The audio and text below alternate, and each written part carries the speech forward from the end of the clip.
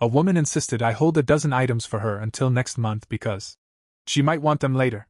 When I declined, she knocked everything onto the floor and shrieked, "Then no one can have them!" The security guard stepped up as I smiled and said, "Then you'll love this restocking fee added to your bill." Working in retail, you meet all kinds of customers. Some are kind, some are indifferent, and then there are those who test your patience. This is a story about one such customer who took entitlement to a new level. I manage a small boutique in downtown Chicago. We specialize in unique, handcrafted items, things you won't find in your typical department store. Our inventory is limited, and once an item is sold, it's unlikely we'll get another exactly like it. This exclusivity attracts customers who appreciate one-of-a-kind pieces, but it also brings in those who don't quite understand the concept. It was a chilly Tuesday afternoon when she walked in. Let's call her Barbara.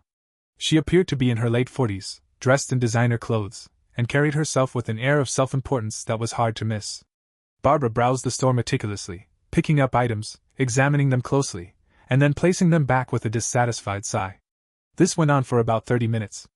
Finally, she approached the counter with her arms full, carrying a dozen items ranging from jewelry to scarves to decorative pieces. Each item was unique, and in some cases, the only one we had in stock. She placed them on the counter and looked at me expectantly. "I'd like you to hold these for me until next month," she said, her tone making it clear that this was not a request but a directive. I was taken aback. "I'm sorry, ma'am, but we don't offer a holding service for such an extended period. Given the uniqueness of our items, we operate on a first-come, first-served basis." Barbara's eyes narrowed. "But I might want them later." "I understand," I replied, maintaining my composure. "However, to be fair to all our customers, we can't hold items for more than 24 hours. Her face turned a shade redder. "That's ridiculous. I've been a loyal customer here for years." Funny, I didn't recall ever seeing her before. "I apologize for any inconvenience, but those are our store policies." Without warning, Barbara swept her arm across the counter, sending the items crashing to the floor. "Then no one can have them!" she shrieked, drawing the attention of other customers. I was momentarily stunned. "Ma'am, please calm down." Our security guard, a towering figure named James, approached swiftly. "Is there a problem here?" he asked, his deep voice resonating through the store. Barbara turned to him, her demeanor shifting from rage to faux innocence. "This employee is refusing to assist me and is being extremely rude." James looked at me, then at the scattered items on the floor. "Ma'am, I saw what happened. I'm going to have to ask you to leave." Barbara gasped. "You can't do that. Do you know who I am?" James remained unfazed. "Please leave now, or I'll have to call the authorities." Realizing she was outnumbered, Barbara huffed, turned on her heel, and stormed out, muttering obscenities under her breath. I took a deep breath, trying to steady my nerves. "Thank you, James." He nodded. "No problem. Let's get this cleaned up." As I bent down to pick up the items, I noticed that some were damaged. This wasn't just an inconvenience, it was a loss. An idea struck me. The next day, I reviewed the security footage and documented the incident thoroughly. I then sent Barbara a certified letter, detailing the damages she caused and included an invoice for the broken items, citing our store policy that customers are responsible for any merchandise they damage. A week later, Barbara returned, looking sheepish. "I received your letter," she mumbled. I maintained a professional demeanor. "Yes, we require payment for the damaged items." She sighed, pulled out her wallet, and paid the amount in full. From that day forward, Barbara never caused a scene in our store again. Sometimes, standing your ground and enforcing policies is the best way to handle even the most difficult customers. About 2 weeks passed after Barbara paid the invoice for the damaged items. Things settled down, and I went back to dealing with the usual day-to-day stuff: customers, shipments, inventory counts, and paperwork. I thought that was the end of it. I was wrong. One morning, I walked into the store and immediately noticed something was off. The front display window had smudges all over it, big, greasy fingerprints and weird streaks like someone had dragged their hand across the glass in a rush. At first, I figured maybe someone leaned against it or kids played near it, but then I saw it. A deep scratch. Right across the glass. About 2 feet long. It was deliberate. I checked the security camera footage. At 2:12 a.m., someone in a hooded coat walked up to the window with something in their hand, looked like a key or a piece of metal, and scratched the glass in one long stroke before walking off. No face. No license plate. Just a quick hit and run. I knew in my gut it was Barbara. Nobody else had a reason to do it. No other incidents had happened. No angry customers, no bad reviews, no complaints. Just her. I reported it to the police and gave them the footage, but they said without a clear face or a license plate, there wasn't much they could do. I filed the report anyway. A few days later, weird things started happening. The boutique has an online presence, a small website, mostly for showcasing items and placing special orders. Out of nowhere, we started getting fake negative reviews. 1-star ratings. Nasty comments. Stuff like, horrible customer service, and, the manager is rude and aggressive. Then came the emails. Dozens of them. All anonymous. All complaining about fake things. Some were just insults. One said, "You think you're so smart. Watch your back." It was harassment. And I knew she was behind it. Still, I stayed calm. I didn't reply to any emails. I reported the reviews. I tightened up the store's security. We installed a better camera system with license plate readers. I also had a meeting with James, the security guard. "Keep an eye out," I told him. "She might come back. Or send someone." James took it seriously. He's ex-military, sharp, and doesn't miss much. A few days later, while I was restocking shelves, James came to the back room. "She's here," he said flatly. My heart sped up. "Where?" "Front aisle. Black coat. Hat pulled low. She's pretending to shop." I walked out calmly, trying not to make a scene. Sure enough, it was her. Barbara. She acted like nothing had happened. She even smiled at me. I kept my voice neutral. "Ma'am, I'm going to have to ask you to leave." She tilted her head. "Why?" "I'm just shopping. You're not welcome in this store anymore. You damaged property. You've harassed us online. Leave now or I'll call the police." Her smile dropped. "You can't prove any of that," she hissed. "I don't have to. This is private property. I have the right to refuse service." She stared at me for a second too long, like she was deciding if she wanted to make another scene. But James stepped closer, arms crossed. Barbara turned and stormed out. I thought that would be the final straw. But then things escalated. 3 days later, I got a letter. Not from her, but from a lawyer. At least, that's what it claimed. It was typed out, formal sounding, and full of ridiculous accusations that I had discriminated against her, slandered her name, caused emotional damage. It demanded an apology, reimbursement for her distress, and even mentioned she might take further legal action. I handed the letter to my own lawyer. He took one look at it and shook his head. "This isn't from a real attorney. This is a scare tactic. But let's draft a proper response anyway." We did. A clean, professional reply denying all claims, stating the facts, and warning of a counterclaim if she continued her behavior. We sent it certified. A week passed. No reply. Then, it got even weirder. One night, I closed up shop and headed to my car. It was late. The street was empty except for a few parked cars. I got into mine, started the engine, and noticed something off about the air inside. Smelled like perfume. Not mine. Strong, expensive, heavy perfume. The kind older women wear. I froze. Checked the locks. They were still engaged. But I swear I felt like someone had been inside. I drove home with every nerve on edge. That night I couldn't sleep. I kept thinking, was it a coincidence? Was it her? I started parking in different spots. Kept my phone location off. Had a mechanic check my car for tracking devices. Nothing showed up, but the feeling didn't go away. James started walking me to my car every night. He didn't think I was paranoid. He told me, "Some people get obsessed with control. When they lose it, they unravel." Barbara was unraveling. And I was preparing. Quietly. Carefully. Because what she didn't know was I was already working with someone behind the scenes, someone who could help me do what the police couldn't. The next twist didn't come from Barbara. It came from someone who looked like a completely normal customer. It was a Friday morning, and the store was just opening. A guy walked in, mid-30s, clean-shaven, wire-framed glasses, nothing particularly memorable about him. He picked up a few items, browsed a bit, and brought a small handmade ring box to the counter. As I was ringing him up, he casually said, "I heard this place has some drama lately." I stopped, hand hovering over the register. "What do you mean?" He shrugged. Saw a few posts online. Woman throwing a tantrum. Then all these bad reviews. Figured I'd check the place out myself. Thought it was kind of funny. I smiled, tight-lipped. "Glad you decided to come in anyway."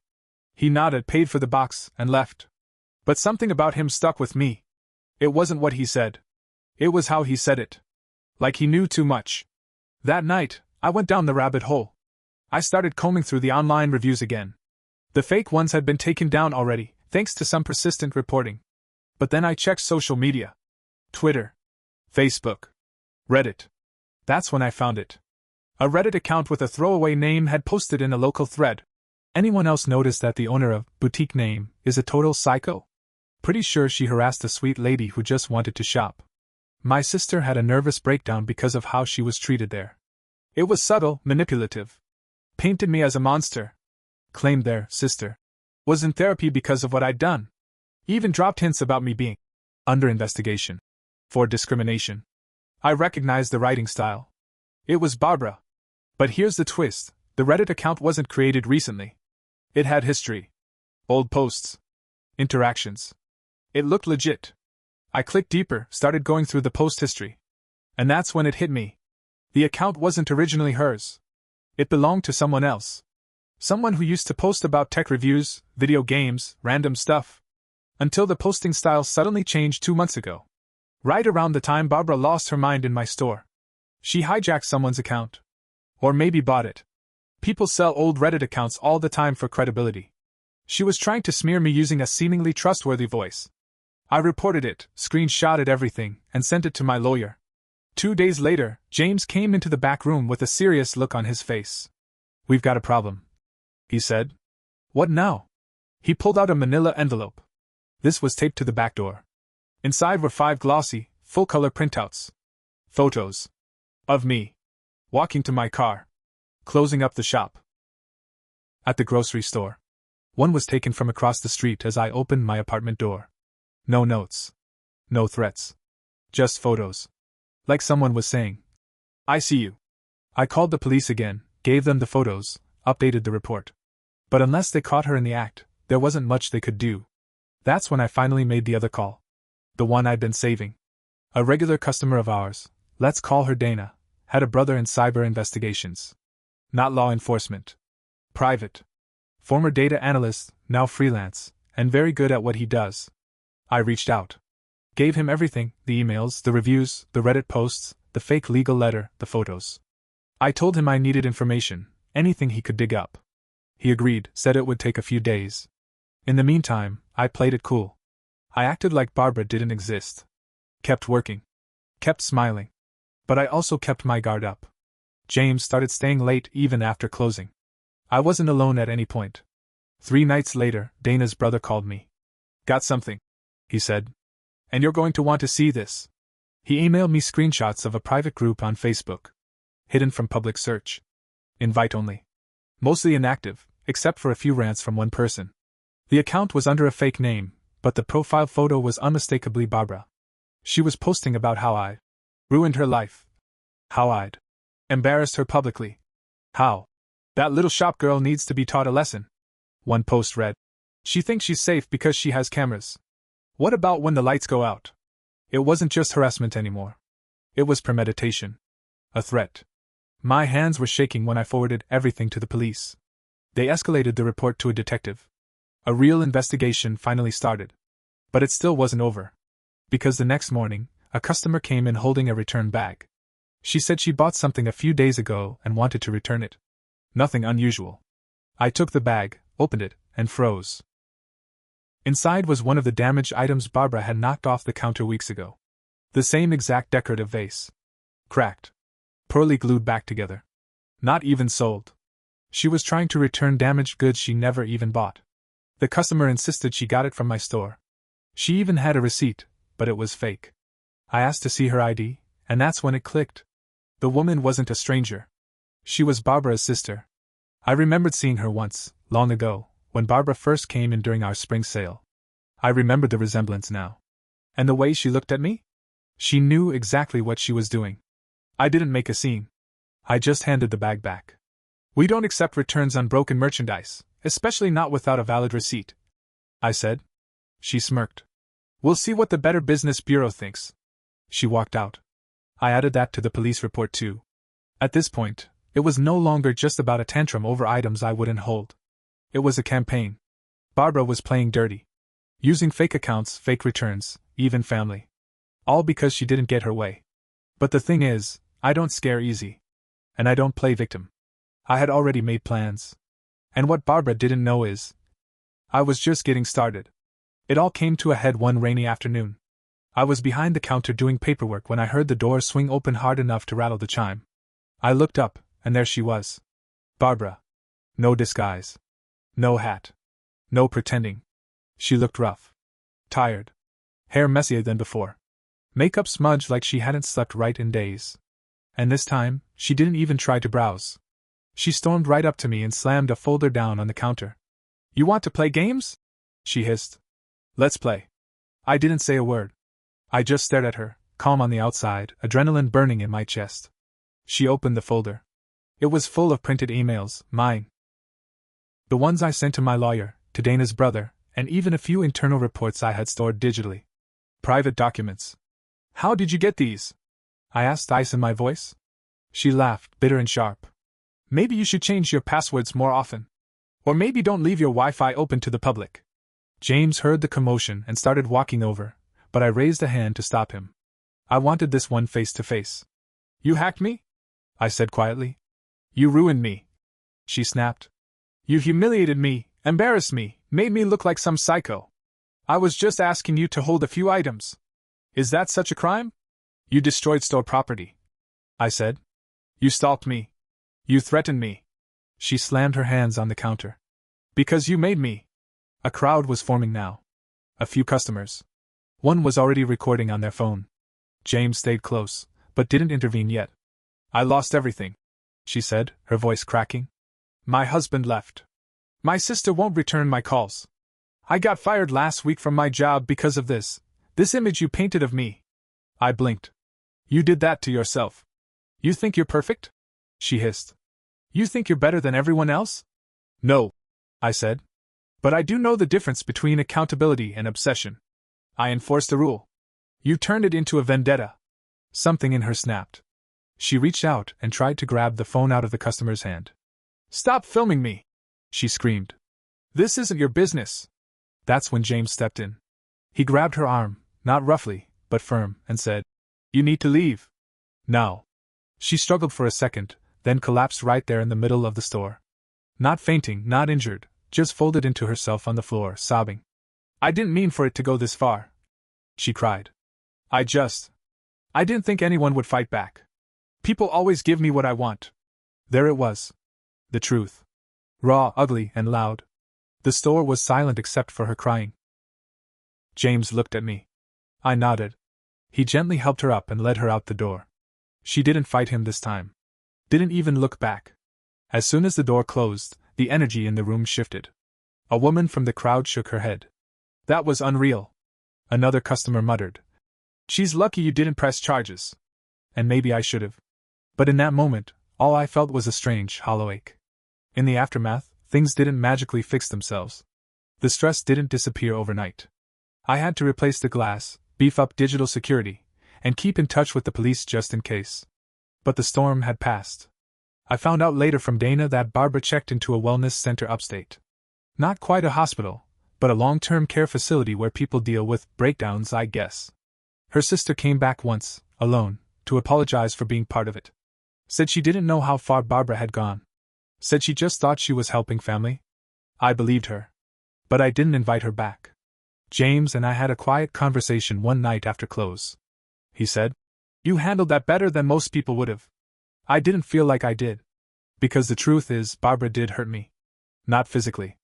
But she made me question everything, my safety, my judgment, my instinct to help people. I had never seen someone so committed to destruction over something so small. It made me angry. It made me tired. But it also made me stronger. I don't flinch when the door chime rings anymore. I don't doubt myself when I enforce a rule. And I don't apologize for having boundaries. Some people can't be reasoned with. Some people live for control. But if you give them an inch, they will burn the world around you just to watch you pick up the pieces. I learned that the hard way. And I'll never let it happen again.